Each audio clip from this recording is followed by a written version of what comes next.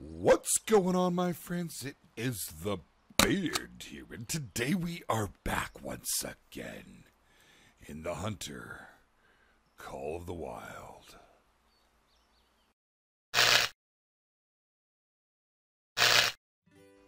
That is right, my friends. We are here today to answer a long-asked question. One that I get quite a bit from the community, and I've had a number of you approach me with lately. And I thought it's about time that I put something up to help aid in the ever-elusive quest of leveling.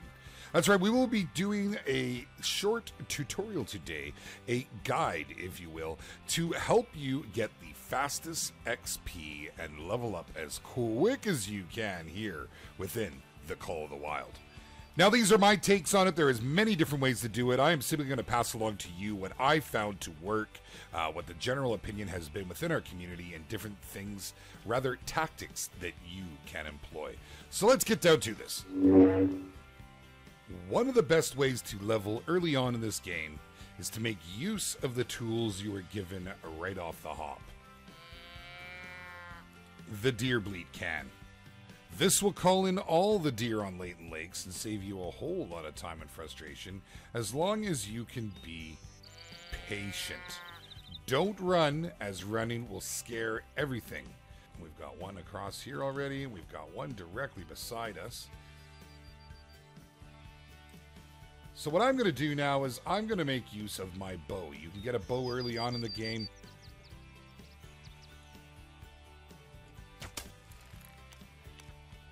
The nice thing about bows is they drop the animal silently. Anything within 50 meters will get spooked. And this thing's doing a warning call. We'll give it one more little toot. Get it to show its head outside of there. And we'll take it off with our 243. It is alarmed, as you can see, because now we've put some hunting pressure up in the area. But does are funny like that. They are the fodder for your XP. As you can see, blinds are a thing. Whoa, it just booted me out. Oh my goodness.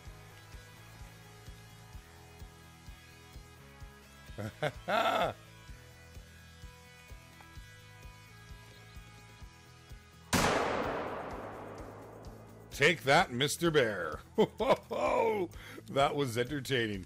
Here I am about to show you about blinds, and I accidentally left and hit the E. Looks like we had a 6-hard bear. Let's go and pick that up. But as you can see, my friends, blinds are indeed a thing now in Call of the Wild. And they hide you as if you were standing in a concealed bush. How did we do here?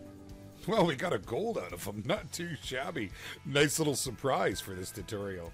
An 824 score. 19 trophy rating. We'll take it.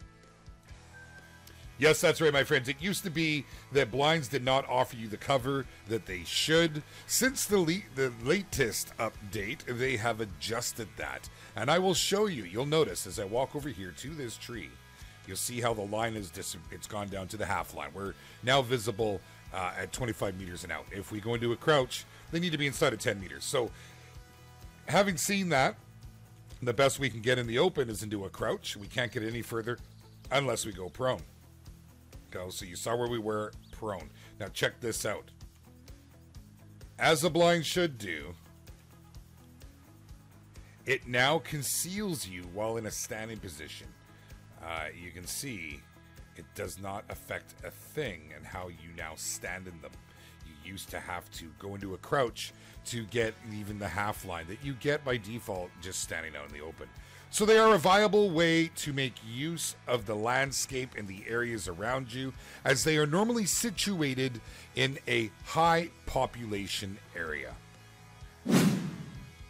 Yes, my friends, blind hunting has finally become a thing in Call of the Wild. Although we have had these structures for some time, they did not afford you cover prior to the most recent of patches.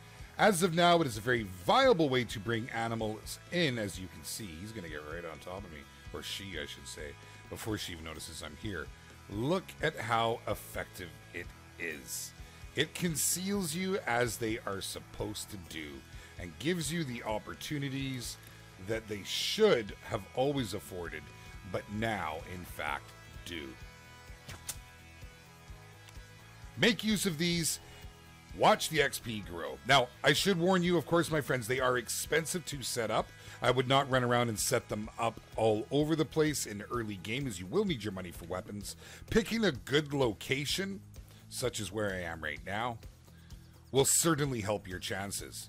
Prior to this patch, we only recommended using these, or rather erecting these, when you were at late game as a form of a little bit of extra padded XP. Another one of the best ways to get XP in this game is to find animals at 250 meters or more out. By dropping one of those, and we have a very pretty moose walking around there, I'll get him later. By dropping them from this distance, you will not scare the ones adjacent to them. As you will see here, we'll demonstrate. Now we hit that one, and you'll notice that it did spook, and it's put those on alert. If we had have dropped it as intended, we wouldn't have had any issues. And you can literally pick apart herds this way. Let's let it settle.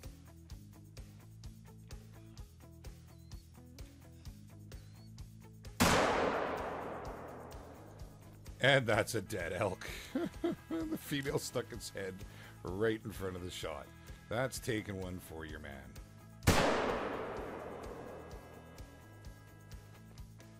Now, eventually, if you do spook one, the other ones do react, and off they go. But you can see how we're just picking them off. How this can be a fantastic way to get XP. That kind of looks like a piebald, doesn't it?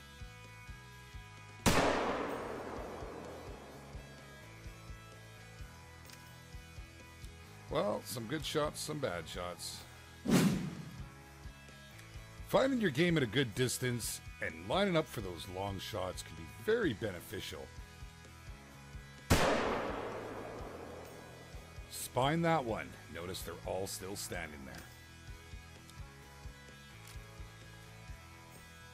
Now, of course, it is much handier to have a rangefinder. Even the beginning rangefinder will make your life a whole lot easier to do this. Okay, we're going to try it from the 329 mark. Let's see if we can spine this big guy.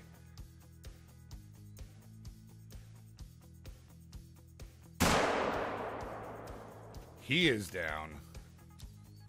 And you will note that they're all still standing around wondering what happened to their buddy. Fantastic way to get XP, my friends. Absolutely fantastic.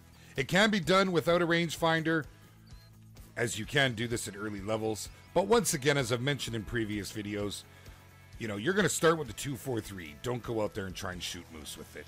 Stay within your means. Look for the deer.